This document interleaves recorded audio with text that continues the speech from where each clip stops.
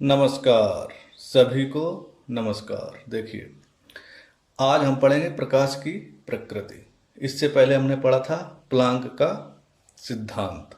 अब प्लांक के सिद्धांत का अध्ययन मैक्सवेल ने किया और उन्होंने कुछ निष्कर्ष निकाले कि और उन्होंने प्रकाश की प्रकृति के बारे में बताया कि जो प्रकाश है वो तरंग और कण दोनों की तरह व्यवहार करता है। प्रकाश द्वितीय प्रकृति रखता है। तो तरंग प्रकृति को व्याख्या करने के लिए जो प्रकाश की तरंग प्रकृति है उसके द्वारा परावर्तन, अपवर्तन और व्यतिकरण, विवर्तन और ध्रुवण को व्याख्या की जा सकती है। इनकी व्याख्या की जा सकती है। और कण प्रकृति के द्वारा प्रकाश विद्युत प्रभाव, है ना, प्रकाश विद्युत प्रभाव और कृष्णिका का सिद्धांत, इनकी जो व्याख्या है कण प्रकृति द्वारा की जा सकती है। तो अब हम इसके आगे पढ़ेंगे प्रकाश विद्युत प्रभाव। तो प्रकाश विद्युत प्रभाव में क्या है कि जब किसी धातु की सतह पर हम किसी उचित आवृत्ति का प्रकाश डालते हैं तो धातु की सतह से इलेक्ट्रॉन उत्सर्जित होते हैं, जिसे प्रकाश विद्युत प्रभाव कहते हैं। देखिए, ये एक मेटल का पृष्ठ हुआ और इसमें बहुत सारे इलेक्ट्रॉन रहते हैं। जब हमने कोई निश्चित आवृत्ति का एक प्रकाश किरण डाली तो यहाँ से इलेक्ट्रॉन उत्सर्जित हुआ, जिसे हम प्रकाश इलेक्ट्रॉन या फोटो इलेक्ट्रॉन कहते हैं। ठीक है, तो ये प्रकाश विद्युत प्रभाव होता है। प्रकाश विद्युत प्रभाव का मतलब समझिए कि जब किसी मेटल या धातु की सतह पर हम प्रकाश निश्चित आवृत्ति का डालते हैं तो उससे इलेक्ट्रॉन उत्सर्जित होता है, जिसको हम क्या कहते हैं, प्रकाश विद्युत प्रभाव। कोई स्टूडेंट आ गया है।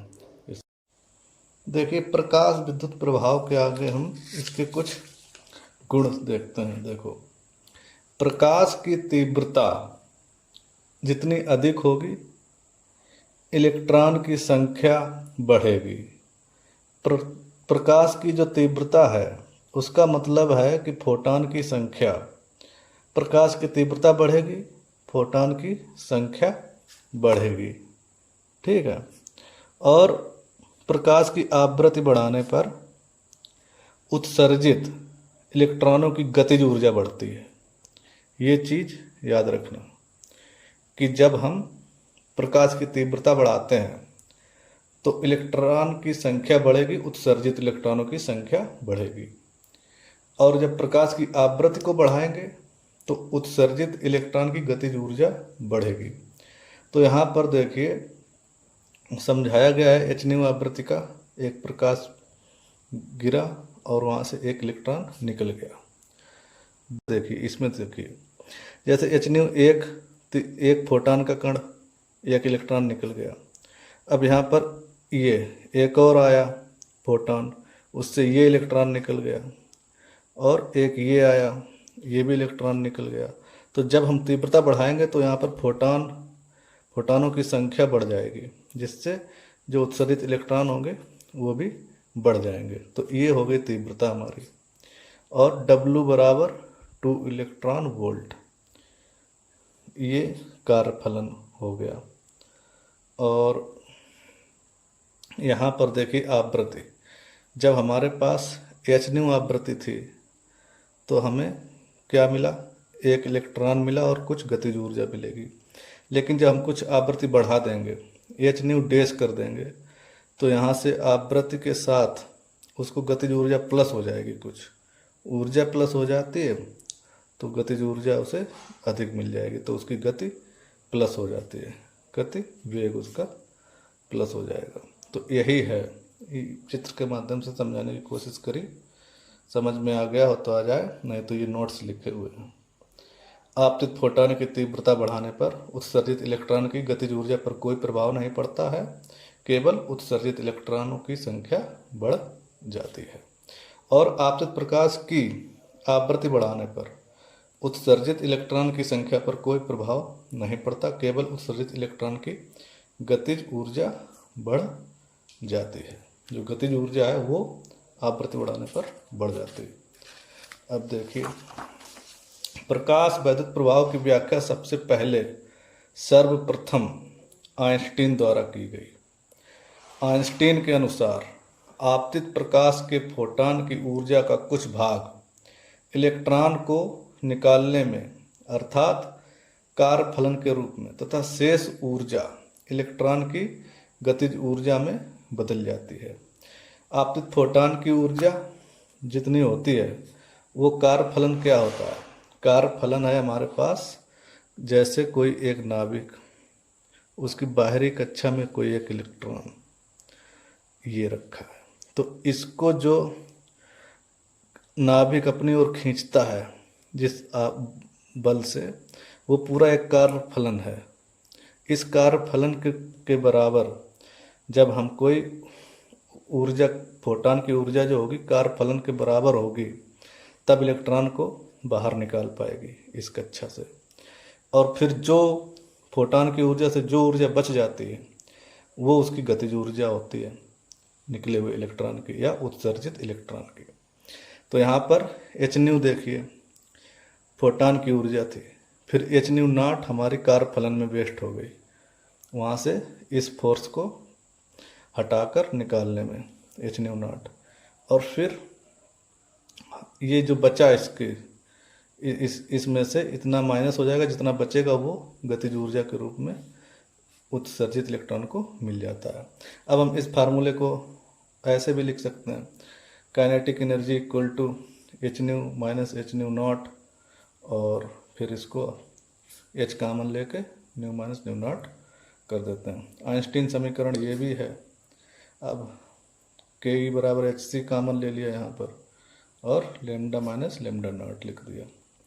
यहाँ पर न्यू की जगह पे सी अपॉन लेमडा लिख लिया है, और न्यू नॉट की जगह पे सी अपॉन लेमडा नॉट लिख लिया। ठीक, सी प्रकाश की चाल होते हैं यहाँ पर।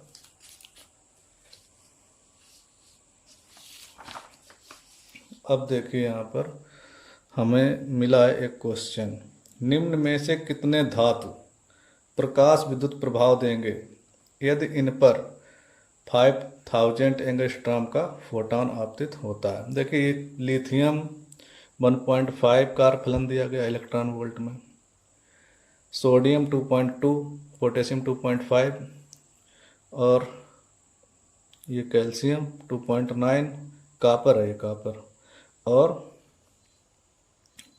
सिल्वर एजी पीटी 3 पॉइंट सबके दिए हुए। अब हमको ये देखना है कि इस सीरीज में कितने इलेक्ट्रॉन जो हैं, कितने तत्वों के इलेक्ट्रॉन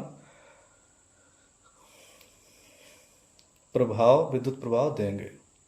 तो विद्युत प्रभाव हमें इलेक्ट्रॉन वोल्ट में दे रखा है ये कार्यफलन सबका, तो हमें अपने फोटॉन का कार्यफल ऊर्जा निकालनी होगी ई इलेक्ट्रॉन वोल्ट में।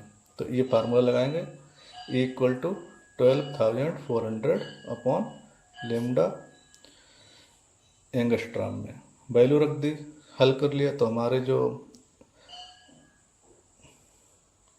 एनर्जी आई है वो आई है 2.48 इलेक्ट्रॉन वोल्ट में। अब देखिए इससे जितने भी कम होंगे वो प्रकाश वैद्युत प्रभाव दर्शाएंगे, उनसे इलेक्ट्रॉन निकाल देंगे। तो इससे कम कौन कौन से हैं? लिथियम है, सोडियम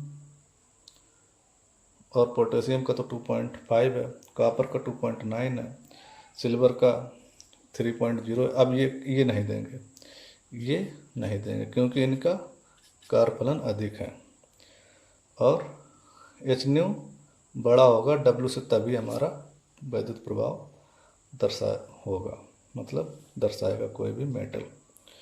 तो यहाँ पर लिथियम और सोडियम प्रकाश विद्युत प्रभाव देंगे। तो इस तरीके से इस क्वेश्चन को आप इसमें से देख के अपने ढंग से समझ सकते हैं। दूसरा क्वेश्चन, एक धातु जिसका कार्यफलन 3 इलेक्ट्रॉन वोल्ट है, यदि इस पर 4000 एंगस्ट्रॉम का फोटॉन आपतित किया जाए तो बताइए उत्सर्जित इलेक्ट्रॉन की गतिज ऊर्जा कितनी होगी। देखिए उत्सर्जित इलेक्ट्रॉन की एनर्जी हम पहले निकाल लेंगे, एंगस्ट्रॉम में दे रखा है, तरंग दैर्घ्य एनर्जी निकाल ली, फार्मूले में रख कर 3.1 इलेक्ट्रॉन वोल्ट आ जाएगी। कार्य फलन हमारा 3 इलेक्ट्रॉन वोल्ट है, तो गतिज ऊर्जा कितनी हो जाएगी 3.1 कार्य फलन माइनस जो हमारी एनर्जी आएगी, एनर्जी माइनस कार्य फलन हो जाएगा, और 0.1 इलेक्ट्रॉन वोल्ट की जो गतिज ऊर्जा है उत्सर्जित इलेक्ट्रॉन को मिल जाएगी। तो ये फार्मूला हमारा लगा है यहाँ पर, ठीक है। गतिज ऊर्जा इक्वल टू एनर्जी माइनस कार्य फलन, एच न्यू फोटॉन की ऊर्जा जो होती है। और यहाँ पर दूसरा क्वेश्चन क्या है, फोटॉन जिसकी तरंग दैर्घ्य 400 नैनोमीटर तथा 800 नैनोमीटर है, यदि दोनों फोटॉन मिल जाते हैं तो नए फोटॉन की तरंग दैर्घ्य ज्ञात करो। देखिए ये बहुत बढ़िया है क्वेश्चन, ये वेरी इंपॉर्टेंट एग्जाम में पूछा जा सकता है।